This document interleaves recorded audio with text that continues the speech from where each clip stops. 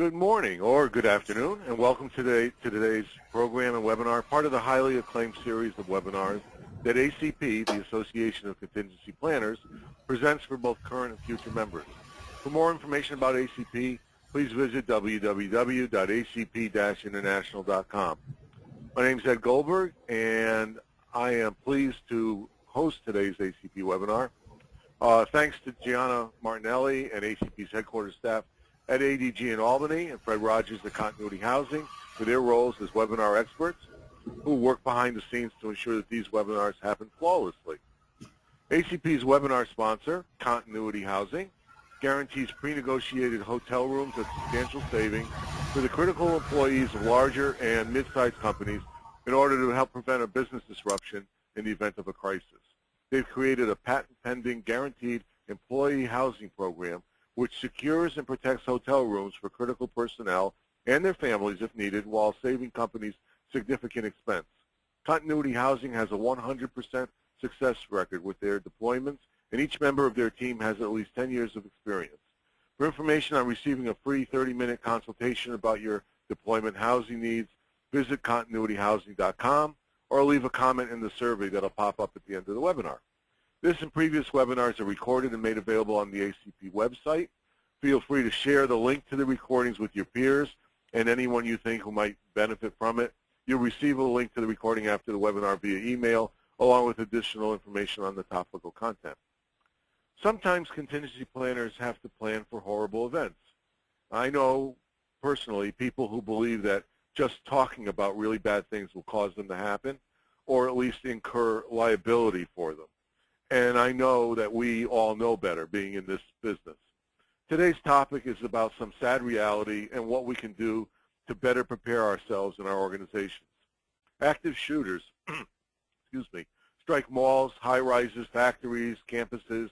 There have been 4 times more active shooters since the Sandy Hook incident than in the 5 years before that. How will your employees, contractors, and visitors respond? Response is dramatically different in high-rises than on malls or corporate campuses. This session will give you some insights on how you and your employees should plan, train, and exercise for this growing and foreseeable emergency. Our expert speaker will profile the likely perpetrator, likely motives, and then how you should plan and train your employees to stay safe. Learning objectives include what's the research on active shooters, what's the profile of the perpetrator, what's the active shooter protocol being used by your police department, how should you plan for an active shooter in the workplace, how do you train for an active shooter in the workplace. We're very fortunate to have a world-renowned presenter today.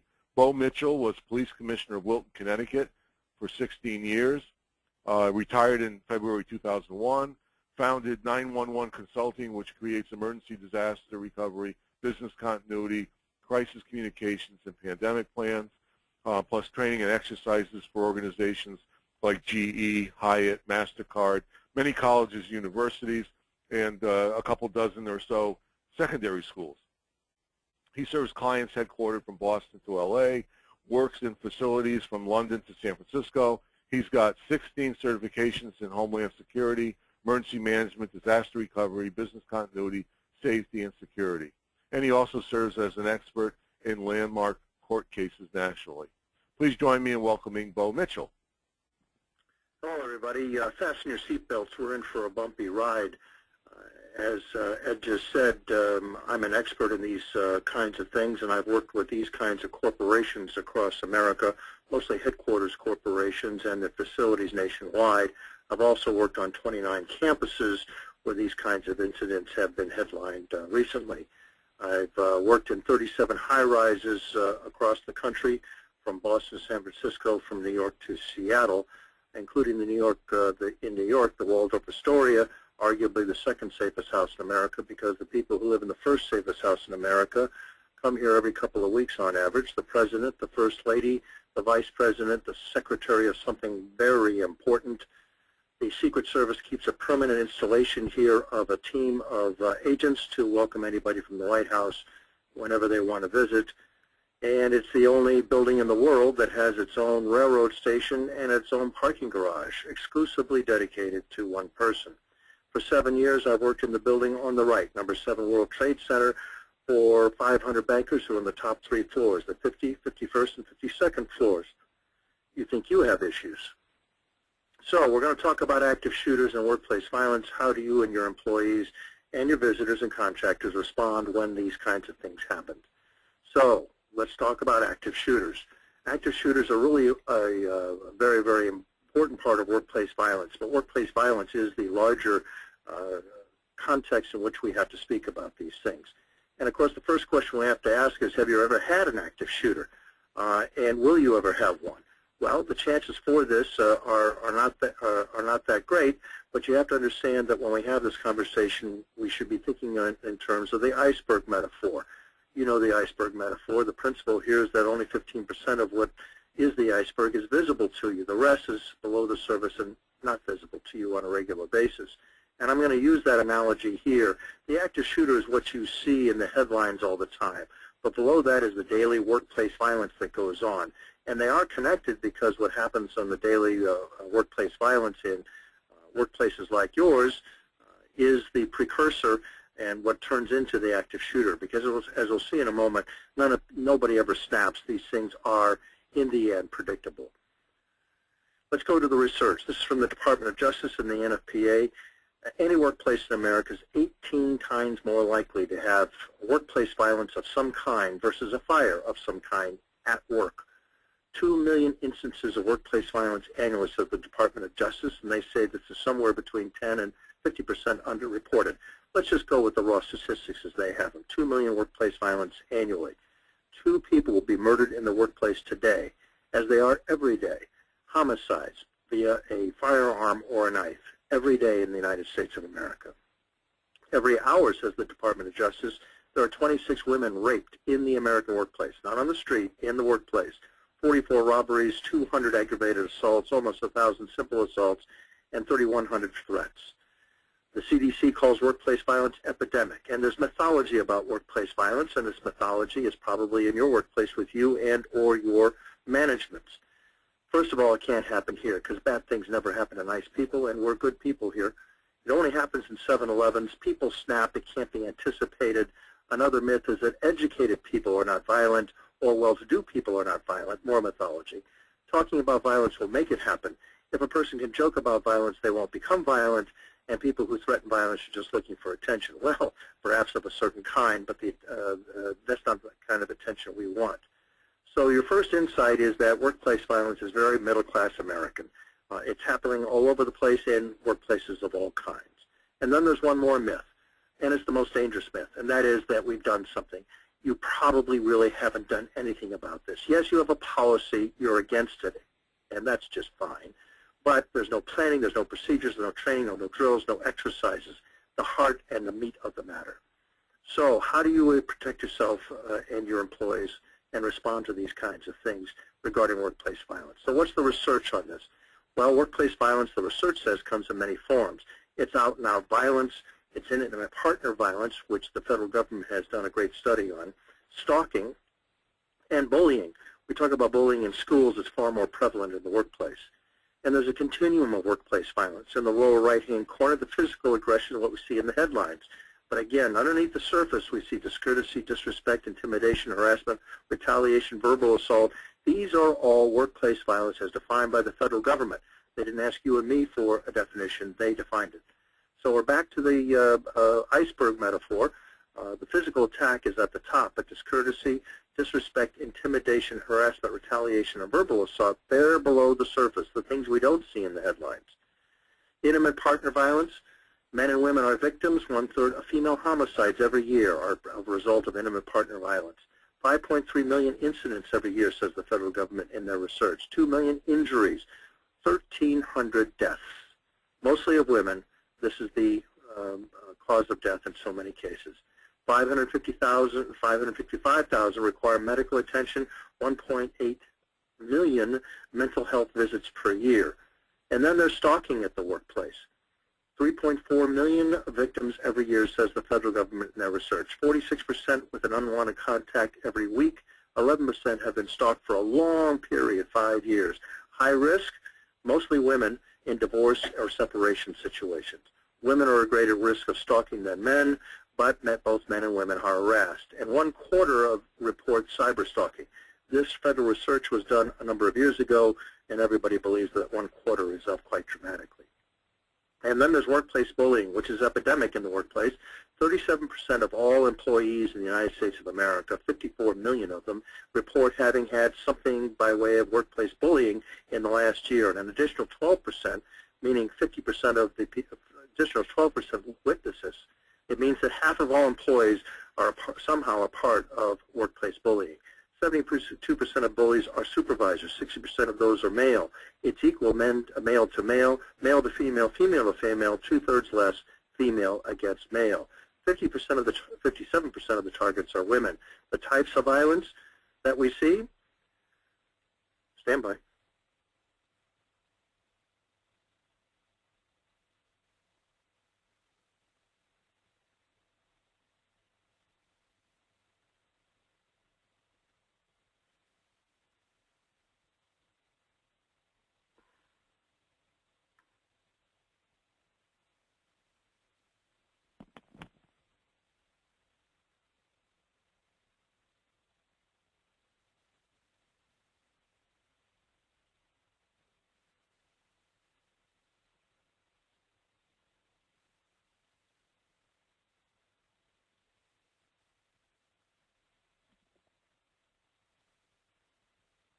We agree that the prime goal of all of this is to avoid workplace violence.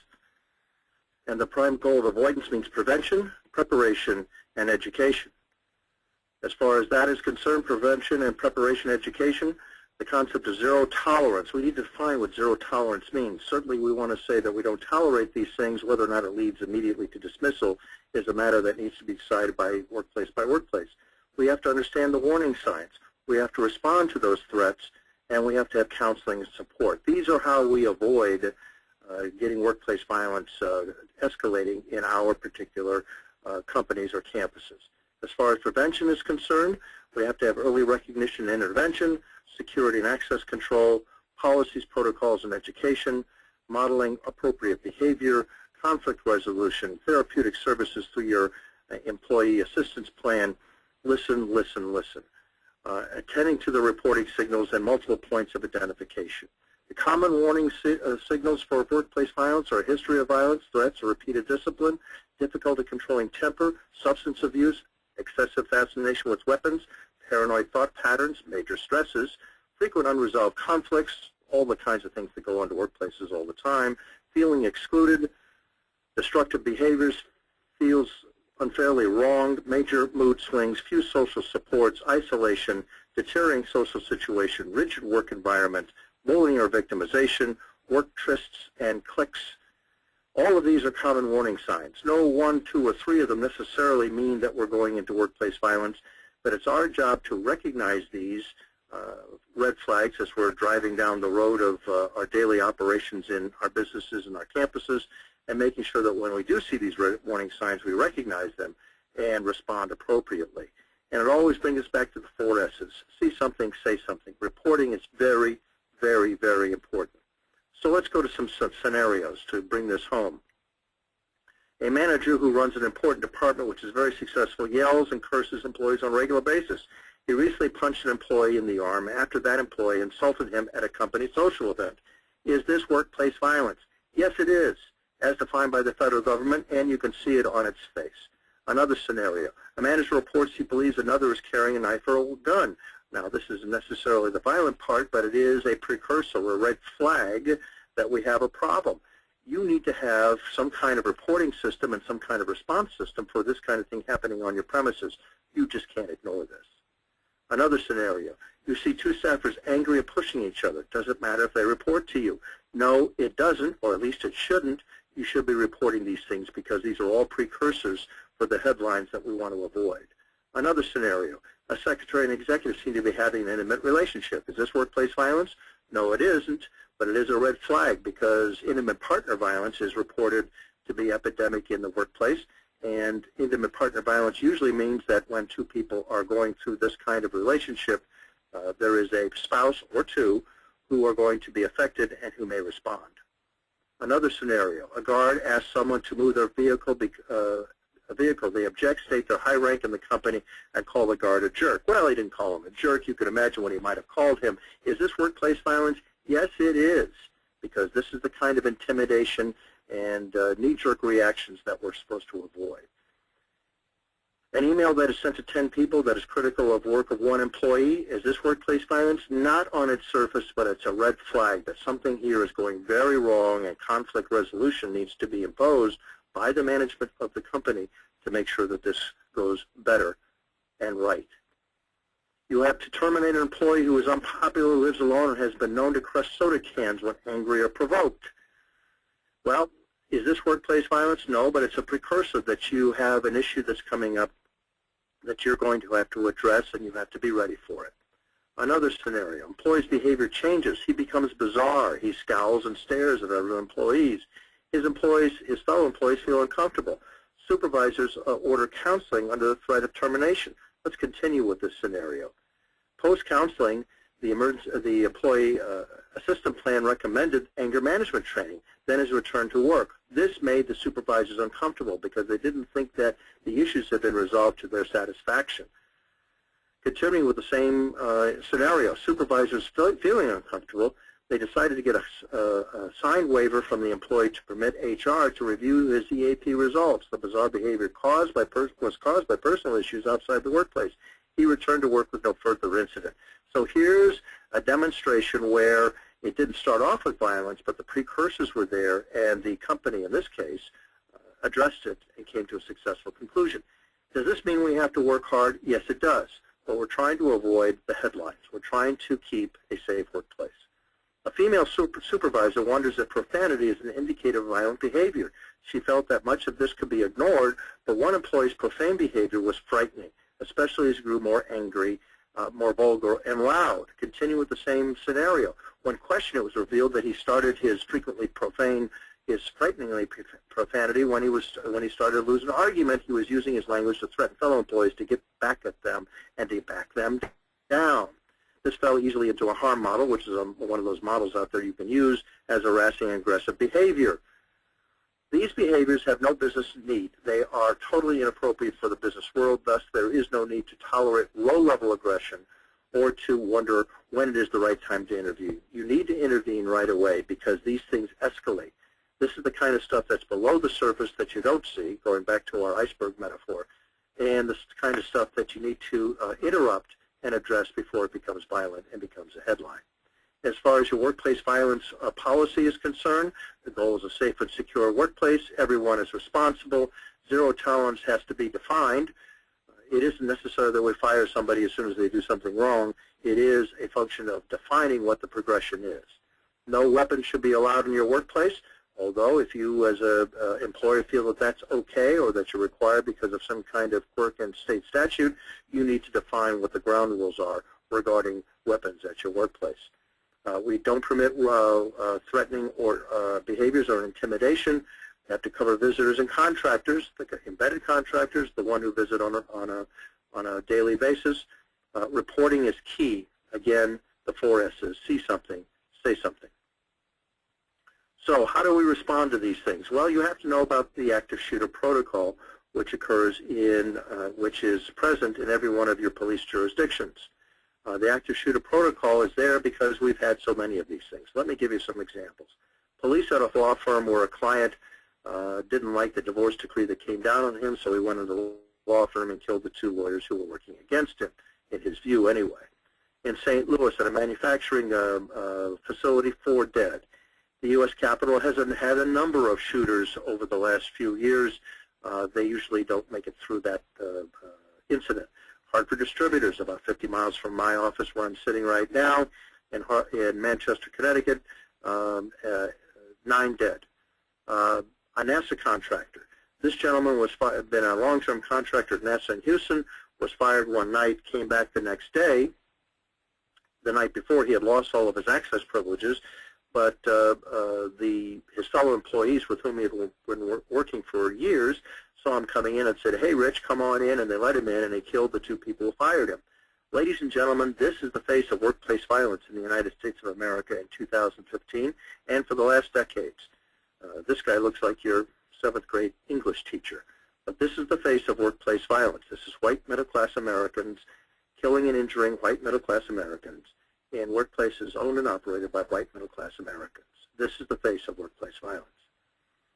Which brings us to the New York City Police Department, who's done the research. In 2011, they looked at 2,002 active shooter cases, all of them nationwide, and found that it's an all-American kind of phenomenon. And is there a profile? This first question everybody asks. Is there a profile? Can we anticipate and see this coming? And as far as the profile is concerned, there really was none as far as the active shooters once we get to that point. 96% are male. Well, that starts a profile perhaps, but look at the age range from 10 years old to 64 years old. There's no profile there. The male almost always acts alone 98% of the time. Well, that starts to build a little bit of a profile. Did he have a plan before he started? Sometimes yes, sometimes no. Yes, he had a plan. No, he did it spontaneously. Was he familiar with the workplace? Well, 4 out of 5 times he was, but that doesn't necessarily mean he was an employee because it's a big mix. It's a big mix of characters who are either current or fired. There's no real understanding as to whether or not it's fired or current alone. And on the average, in these 200+ incidences, 3 people died, and 3.6 people in addition were injured. Now, this is not the Sandy Hook level where 27 people died, but if 3 people die in your workplace and 3.5 are injured, that's a very bad day for your workplace, and this is the average. The next thing we want to look for is where do these things happen? Now, all campuses are workplaces, but the New York City Police Department broke it out to see if their campuses were the predominant one. And you should be surprised to learn that campuses were less than 1/3 of the active shooter incidents that they studied over the last few years. Less than 1/3. We normally say, I say active shooter, you say campus, but in 71% of the cases, it was a workplace like yours. So while all campuses are workplaces too, so it's 100%, outside of campuses, 71% of the active shooters were in workplaces like yours. In 36% of the instances, multiple weapons were carried. It's an active shooter, so it was always a gun involved, but they also sometimes carried firearms and knives. And how do these things end? Only 1 out of 7, 14% are arrested. The rest of them usually die. They're usually ended by force or suicide, and those of you who are connected to police departments may recognize that this could be suicide by cop. This is the way that they go. So 86% of these things end badly for the person, but he takes 3 people dead with him as a result. Only 1 out of 7 are arrested. And this is what it looks like in your workplace, a single male walking around with a firearm doing the deed. So what about the active shooter? As mentioned before, there's been a sharp spike in these things before Sandy Hook. In the 5 years before Sandy Hook, the Attorney General of the United States recorded that these happened on average once a month, where there were at least 1 death. Since Sandy Hook, once a week. So in the 2 years since Sandy Hook, which is December 2012, these are averaging now once a week in workplaces and on campuses. Which brings us to one of the ways that we're supposed to respond in a workplace: run, hide, fight. And this is a very useful continuum of decision-making for not only employers but also employees. But often when we say active shooter, people say lock down. Well, that's the hide part, but what about the run part? The best thing to have your employees do, and you need to have procedures on this and of course training, is the run. If you can absent yourself from the situation, that's the best place to be, because then you don't have to be part of the active shooter protocol, which gets ugly very quickly. As far as the hide part is concerned, the hide part is the lockdown, which looks like this in an office environment. It'll look different in each and every environment depending upon your workplace, because all of these things have to be site-specific. But normally we go to another room, the nearest room if we're walking about. Windowless room is best, interior speaking. Close the door, lock the door, barricade the door, arrange the furniture, hide, quiet cell phones, don't answer the door, only let police department or police officers clear you from that room. This has happened at Sandy Hook. Now, this is a very articulated and detailed and complicated response as far as our lockdown is concerned, and this has to be worked out workplace by workplace. You can't cut and paste this stuff. You have to work it out for your own workplace. And then there's the fight part. Generalities, when we get to the fight part, are very, very dangerous, because now we're in the business of teaching our employees how to fight a guy with a gun. Really? We're in the business as an employer of teaching our employees how to fight a guy with a gun?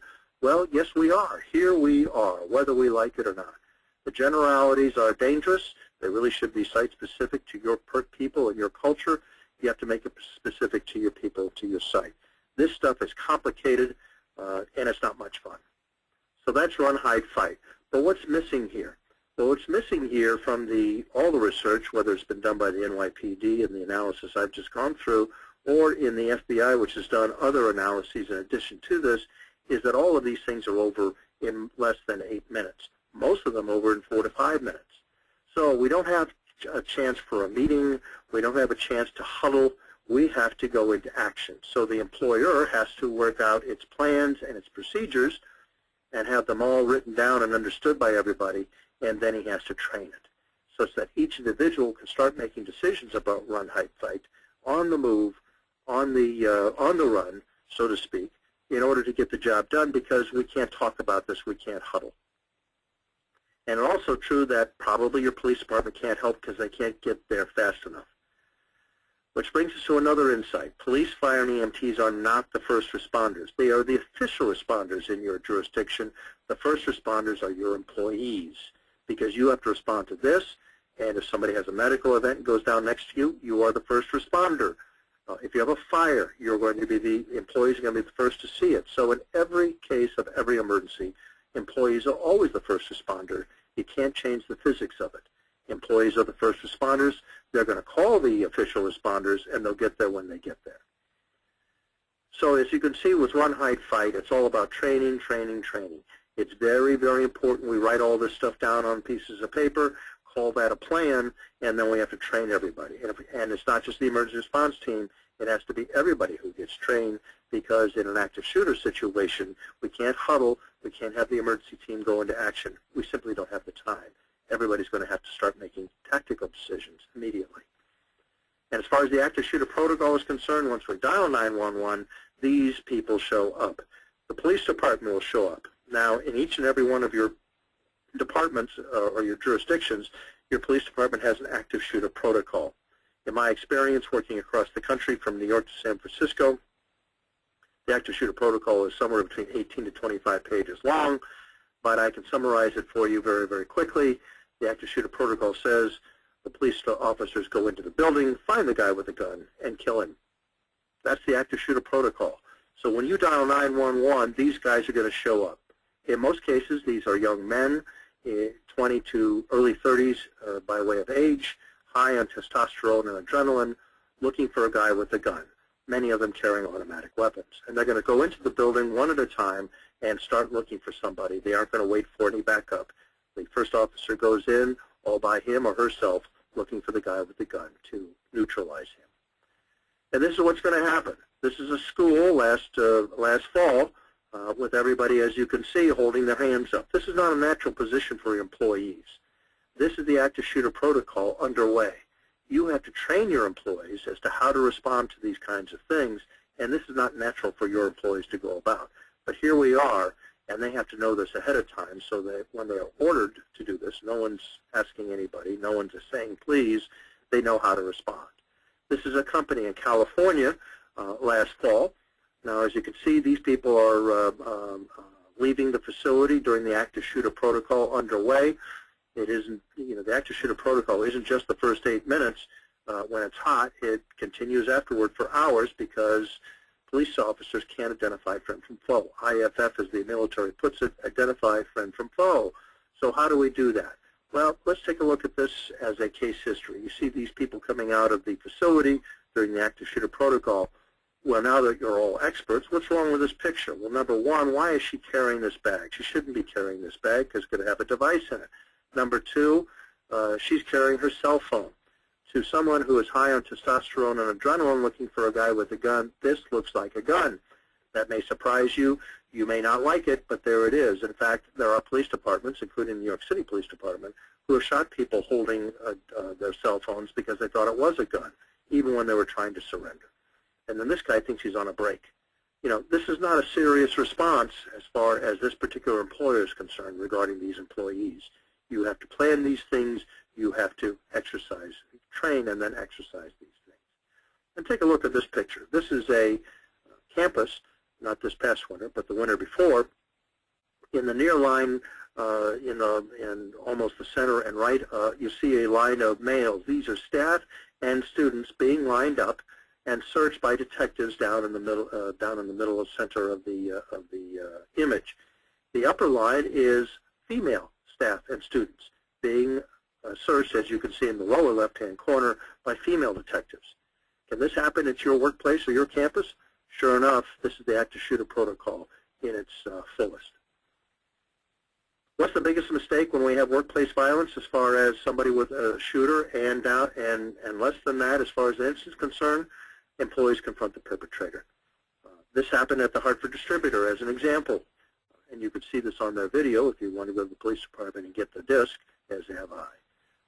9 people were killed that day. An employee was being fired in a conference room. He took out not 1 but 2 pistols and started killing people, his fellow employees, including the people who fired him. He was moving around the facility after the alert had gone out over the PA that there was an active shooter, and on the video you can see that 7 of the 8 people who died that day confronted him. His fellow employees who confronted them, 7 of the 8 confronted him. Why? I have no idea. Why would you confront a guy with a gun? But that's what happened, and that's what happens also frequently in these kinds of active shooter cases. So you really have to train your people and get them to understand what it is they're supposed to do when the time comes. And the biggest threat I've run into is denial. These things will never happen to us. We're good people, and bad things never happen to good people. It's always about somebody else, not about us. So why do we plan and train? Because we have a duty of care to protect everybody. This is true in federal, state, and local law. You have a duty of care to keep everybody safe. That is your legal obligation. And OSHA is not a town in Wisconsin. OSHA is the Occupational Safety and Health Agency in Washington, D.C., which has written regulations regarding employee safety for the last 44 years. And this is the section that is appropriate to you, no matter what kind of workplace you're in. This is 29 CFR 1910.34, which says 1910.34 through 1910.39 apply to workplaces in general industry. That's just about all of you, except mobile workplaces such as vehicles or vessels. So unless your workplace is on a truck or a boat, you are subject to 1910.34 and 1910.39. And then there's the general duty clause in the OSHA regulations, which says that each employer shall furnish a place of employment free from recognized hazards, which certainly is workplace violence, that are causing or are likely to cause death or serious physical harm to employees. Well, we've already established that that's the case here, given workplace violence and active shooters.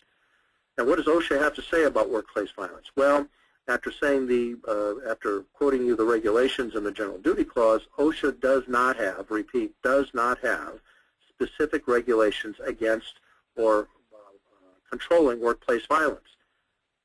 However, in 2011, OSHA put out enforcement guidelines. This is a couple of 100 pages of what the compliance officer is supposed to look for regarding workplace violence. So for all intents and purposes, when we have a workplace violence situation or an active shooter or something much less than that, these enforcement guidelines will kick in, which means at court and certainly with the agency, this is how you're going to be judged. You should look at those. For all intents and purposes, this is a regulation regarding your behavior as an employer and how you should plan and train for your employees in your workplace. And please remember, when we're talking about standards, only SCOTUS, the Supreme Court of the United States, can set these things, and they have ruled a number of times that only courts can set and adopt the standards that juries will use to judge you when you come to city, state, or federal court. It doesn't matter what level. So the Supreme Court has said that the judge gets to set the standards, and he's going to go to the OSHA guidelines. And who's a responsible officer in your workplace? The responsible officer for all safety issues is your CEO, says the Supreme Court of the United States, which on 2 occasions has ruled that the CEO is responsible for these kinds of safety regulations at the federal level, civilly, personally, and criminally. So this could be your CEO wearing the orange jumpsuit because the Supreme Court of the United States has for decades held that he or she is the responsible officer. Does your CEO know this? Shouldn't they? Wouldn't you want to know? So the most important planning and training issues are the planning.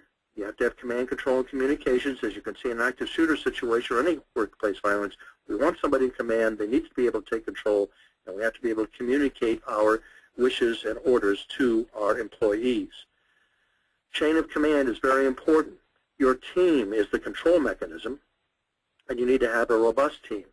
Communications, as you can see during these kinds of fast-moving, kinetic, and chaotic situations, are very important. If you can't communicate, you can't respond. Certainly that's going to be in a PA system. It might be an emergency notification system, and the one that cannot be defeated is two-way radios, getting the word out that you have a situation and you have to solve it. That's the planning part. Then there's the training part.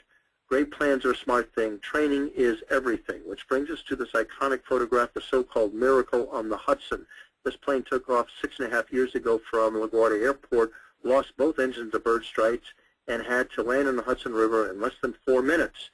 You can see that this 4, 5, 8-minute thing keeps playing in all of these potentially lethal emergencies. Now, normally when planes fall out of the sky, everybody dies.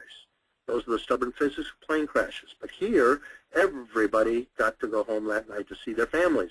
The worst injury was a broken arm, thus calling it the Miracle on the Hudson. 150 people on board, like you and me, suddenly submitted to an emergency that was potentially lethal, just like you will be in your workplace when you have an active shooter or something ugly regarding workplace violence or a fire or something else.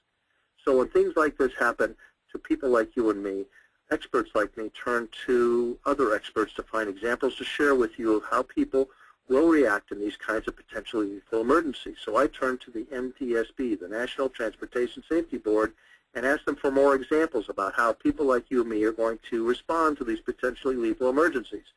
They came back with 2 examples, 2 Boeing 737 aircraft, both of which crashed and burned at airports, giving their occupants, folks like you and me, 2 minutes to get out before the plane exploded. In Canada, with 150 people on board, no fatalities. In Greece, with 137 people on board, 55 people died. Why? It's the same situation in both cases. Same aircraft, same crash and burn, both at airports, both giving their occupants, folks like you and me, 2 minutes to get out. What happened here that makes the outcome so different? Well, the NTSB, which does 400-page analyses, came back with a written analysis. And in their opinion and their analysis, they said in the non-fatal crash, just about everybody on board was a frequent business flyer who had, for scores if not hundreds of times, been told what to do when the plane crashed and burned. And then they went ahead and did it. There wasn't even a broken arm in Canada when this plane crashed and burned, giving the people 2 minutes to get out. In Greece, everybody on board was a first-time flyer, families in a charter going on vacation. No one had ever been inside a jet aircraft before. 55 people died. The NTSB went on in its analysis to report that a majority of those 55 fatalities were still buckled in their seatbelt. So frozen were they couldn't respond to even unbuckle their seatbelts to start a response to save their own lives or the lives of family members sitting next to them, given the same 2 minutes everybody else had on all 3 of the aircraft we talked about today. So what happened on the Hudson was not the result of a miracle. It was the result of training. People were told what to do ahead of time, and then when the peat moss hits the fan, they go ahead and do it. Training is everything. Training under federal law, OSHA regulations, is mandatory. You have to train all employees, not just the people who are in command, everybody, in a classroom, annually, at hire, by a qualified trainer, qualified by experience and or training, says OSHA in their opinions and in their regulations. So this is the training protocol that you shall have for your workplace. And that's what it looks like. This is me training a couple hundred people in a room. It's a classroom situation. I use a training manual that takes the plan itself and turns it into something that can be quickly referred to during training and indeed during the emergency if necessary. On-screen training, says OSHA, can supplement. It can never substitute for. So if you currently think that you have complied with the law or even good sense, by training people on screen for emergencies like active shooter or even a fire, you are wrong and it is illegal. You must include employees and full-time and embedded contractors. And this is all in 29 CFR 1910.38 and .39. Remember, police, fire, and EMTs are not the first responders. That's why you have to have a robustly trained group of people, all of your employees, because your employees are the first responders. Please remember the American military saying, which is very appropriate. During an emergency, we don't rise to the occasion, ladies and gentlemen. I'm going to burst your bubble. Bruce Willis does not exist.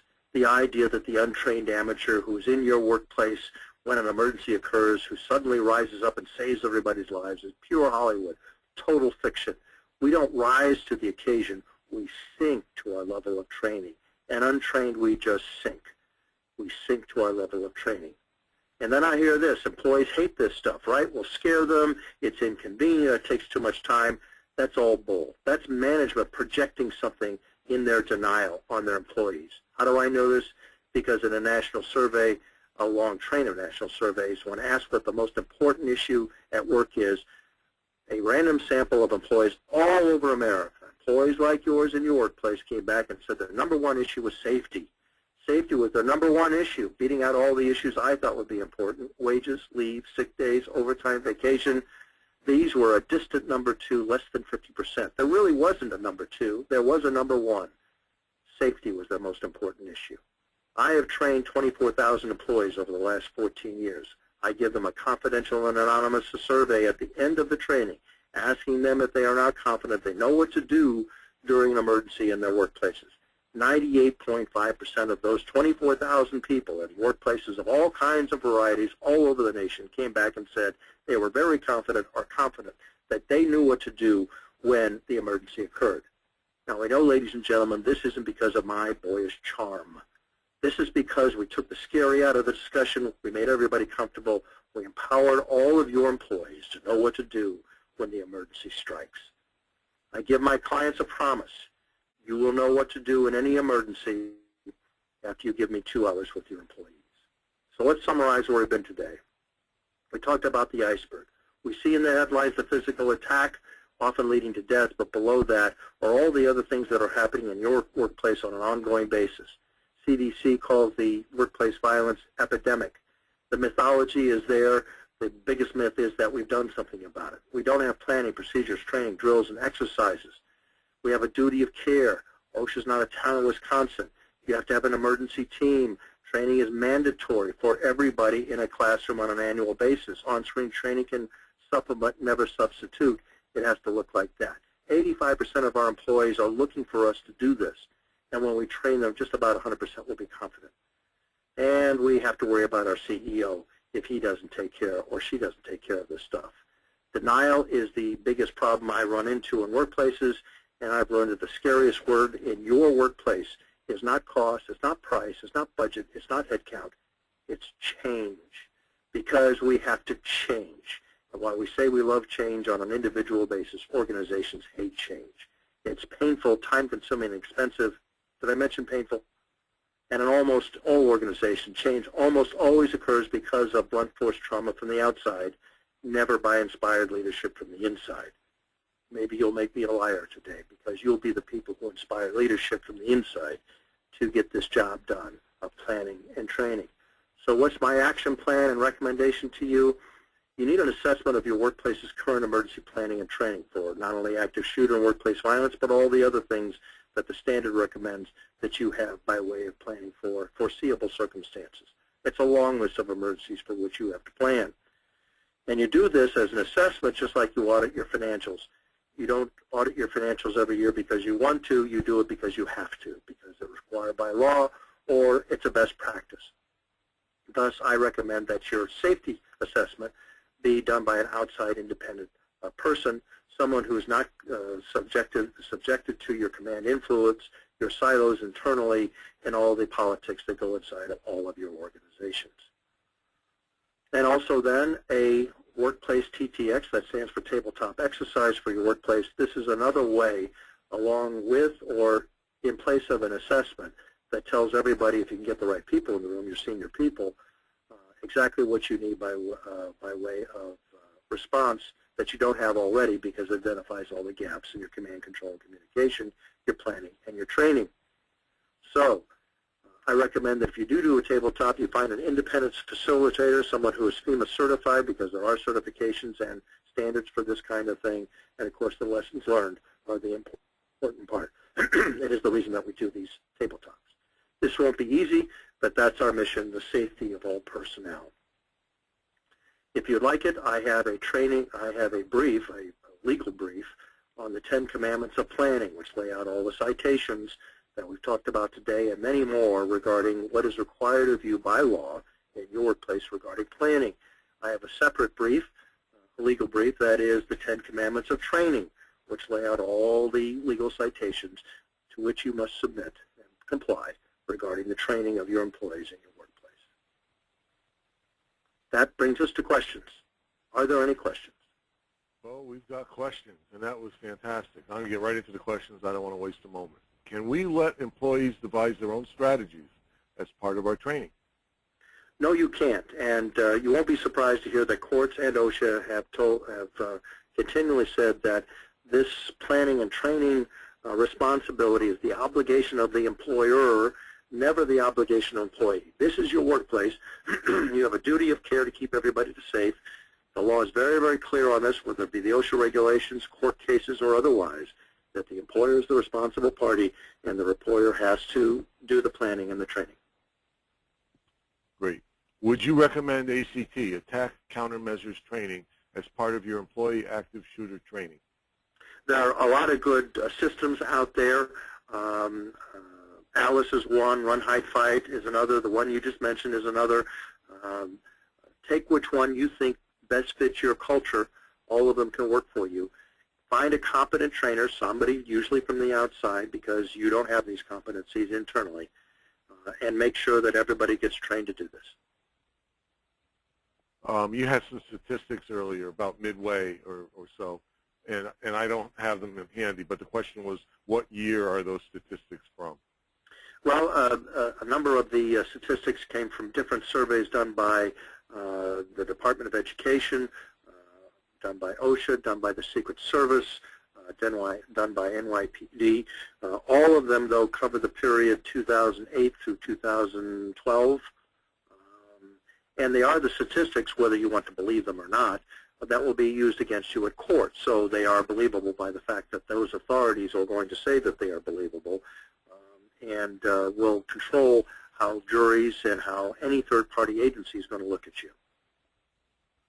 Good. How long does it usually take the police to get there, and isn't that longer than how long the event usually lasts? Almost in all cases, the police are not capable of getting there fast enough.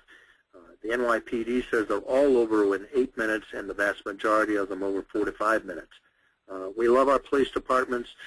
In most cases, they're very competent and very helpful, but the physics are the physics, and they just can't get there fast enough. That means, once again, they are the official responders. Your employees are the first responders, and you have to make sure through your training and your planning procedures that your employees know exactly what to do, because they can't hesitate, they can't freeze, we can't huddle, they have to act. Okay. Let's see. I'm just stumbling over my writing here. My boss says we shouldn't worry about this. How can I convince him or her otherwise? It is the question. It is the most important question that's been asked so far today, because this comes back to management's denial. Way too many managements, and I've met so many of them, are in denial about this. They don't want to think about it. They don't think it's going to happen there. We are a family is one of the most laughable things that I hear when I go into a workplace, no matter how nice your workplace might be. This is all about denial, and the statistics are very clear that this is ubiquitous, epidemic, says the CDC. So if your boss is saying that, then the best thing to do is to ask for an assessment and promulgate an assessment of emergency response at your workplace. Just like you do the financial audit at least once a year, Shouldn't there be an outside independent audit of your safety? Isn't that just as important as your financial situation? And if that doesn't fly with your superiors, then recommend that a facilitator come in and do a tabletop exercise for an active shooter or workplace violence or the combination thereof, or a number of other scenarios in addition to, and have him sit through it and see that your current situation, and I'll guarantee in all of your situations, you will find the gaps in command control communications and in the planning and training, and thus convince him or her that this is something that has to be done. Great. At the beginning of a conference nowadays, we get the drill about where the emergency exits are. Should that introduction also include directions about how to respond to an active shooter? Well, whether or not it's about an active shooter is a matter that I think each facility ought to decide on its own. I'm happy to hear that somebody asked a question and said that they do this in front of meetings. Most American companies don't. By the way, in the UK, it is law that if you have outsiders, more than 2 or 3 of them, you shall give them a speech at the beginning of the meeting, no matter where it's happening inside of your facility or your campus or wherever, that this is what we do in emergencies. If behind that speech about where the emergency exits are and what we do in emergencies, there is a robust emergency team that has been trained, then that's the kicker for workplace violence, a fire, a chemical spill outside such that we have to shelter in place. You ought to be able to report that we have a robust emergency team. They have been trained. They know what to do during an emergency. And if we have an emergency during this meeting, they will kick into place and they will command and control us so that we get to safety. That's the real answer. How do you convince HR to let you do the training? Well, they should understand what the regulations are, what their duty of care is as far as the corporation or the campus is concerned or the medical facility, and that this is federal law.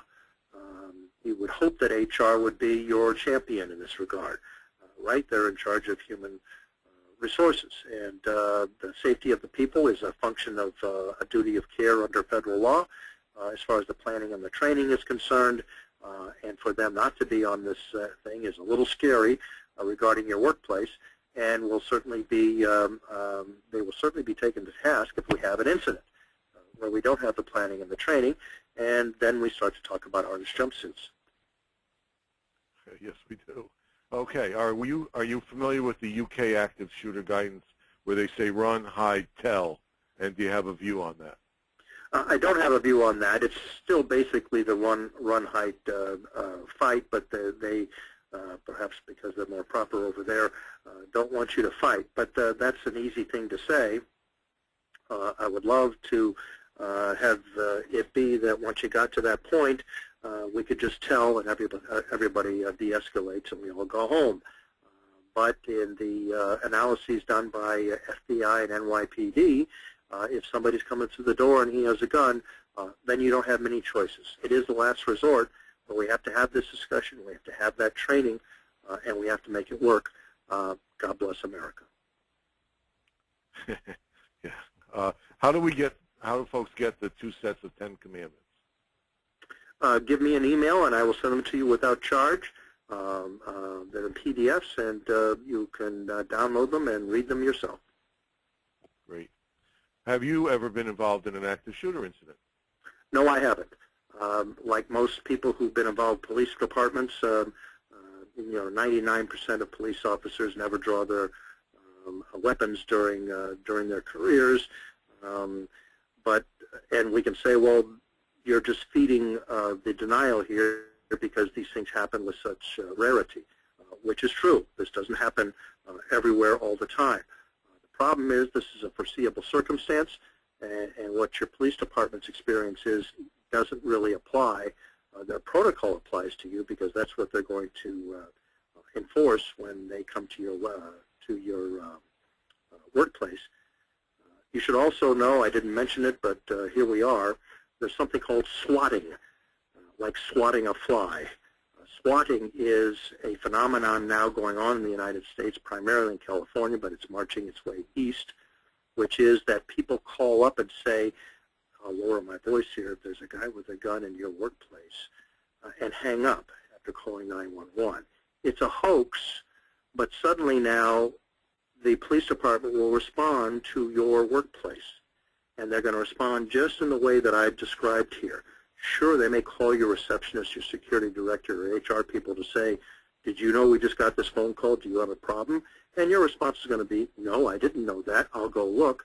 They're going to keep on coming. And swatting is a very upsetting, very disruptive phenomenon that's going on in the United States. And they'll come in and go through the entire active shooter protocol and have you closed down for the day. And it'll be very, very scary. And so, this stuff is just too easily done. A simple phone call that lasts less than 5 seconds suddenly puts all of this into play. And this is going on now with people pulling pranks in America. Yep, and I've heard about it as well. We did on-site training last year. However, this year there's budgetary concerns, and it was terminated. Can the training be done via video conference? So I'm assuming they're talking about a company with multiple locations. Whether it's one location or multiple locations, OSHA says we love on-screen. That's how I'll call it because it covers a lot more ground than video. On-screen training, they love on-screen training, but they have ruled time and again over the last 30 years since video conferencing came to corporate America in 1985. Time and again they say that shall not substitute for the classroom training on an annual basis. And saying you can't afford it is a function of denial. This is your duty of care to make sure that people are trained on how to respond to these kinds of emergencies, all kinds of emergencies. And if you don't exercise your duty of care, when the lawsuit comes, you'll be found negligent, and then the commas and zeros will come out of the jury, and it gets very, very expensive. And somehow spending a few $1,000s or $10,000 or $20,000 to get your people trained will seem like small chump change compared to the millions and tens of millions of dollars that the jury will use to come after you once you're found negligent. And if you haven't done it, you are prima facie, as the lawyers say, negligent. Yeah, that's a good point. Are there recommended key points for an employee-family reunification plan? Have one. The research from the American Red Cross and the federal government says that 99.9% of families do not have an emergency plan. That would include how we get together once an emergency has occurred or in its aftermath. You got to work this all out ahead of time. The metaphor works for the company as well as for the family as well as it does for the company or the campus. Your family needs an emergency plan, and you need to go through it and trade it to your your family members. Even do a drill, for instance, on how to get out of your apartment or your house during a fire. This is basic blocking and tackling. Now, you can't be found negligent if you don't have a family emergency plan, but boy, it's a good idea, and it should include this reunification procedure. Great. And Fred's been getting these questions and feeding them to me, by the way. That's how this works, because he's the, I don't know what you call it, moderator or whatever. I have two left, or one left, and that is, do you mind if we send the 10 Commandments to everyone? Because he's getting tons of requests for that. Yes, my pleasure. The whole idea is to get this in front of you. It's about bursting denial. When you read black words on white paper that say you're negligent if you don't do these things, and then it's all been laid out for decades. I didn't make this stuff up to get everybody upset today. This has all been out there as black letter law for a long time. And this is the way you get your managements motivated, is to tell them that they have a duty of care, and if they don't exercise their duty of care, well, we can talk about orange jumpsuits again. Very good. We are at 12:30. I'm going to wrap. I've got a little bit more information for folks, maybe 20 seconds it'll take me to get this out. First off, thanks to everyone for attending today's program webinar, and stick around for one moment. And before that, of course, I want to thank Bo Mitchell of 911 Consulting. Bo, thank you very much. This was an amazing presentation. And I'd also like to, again, thank ADG and their webinar experts for their support of our series. Continuity Housing is proud to sponsor this terrific webinar and the entire webinar series from ACP. Do remember to visit continuityhousing.com or leave a comment in the survey if you're interested in how they can provide your critical employees guaranteed housing when they need it most. Be sure to watch the ACP website for future webinar information. And here's the key point from today from my perspective. There was a ton of information in this webinar. The presentation will be posted on the website, and a copy of the presentation PowerPoint form will be sent to you along with a very brief survey about the webinar. And in particular, we've added a question on whether you would like to see a follow-up presentation from Bo Mitchell as part of one of our webinars later in the year. So if you would take a half a minute to answer that question, and go ahead. Yeah, Ed, this is Fred. Actually, that survey will pop up immediately when they close their browser as soon as this presentation is concluded. Oh, good. Okay, thank you. But we do take that information to heart, and we use it to refine our productions. And as a reminder, this and previous webinars are recorded and made available on the ACP website. Please feel free to share the link to the recordings with your peers and anyone you think who might benefit from it. You'll receive that link right after the webinar via email, along with that additional information that we promised you. Bo, thanks again. Fred, Gianna, thank you, and all have a great day.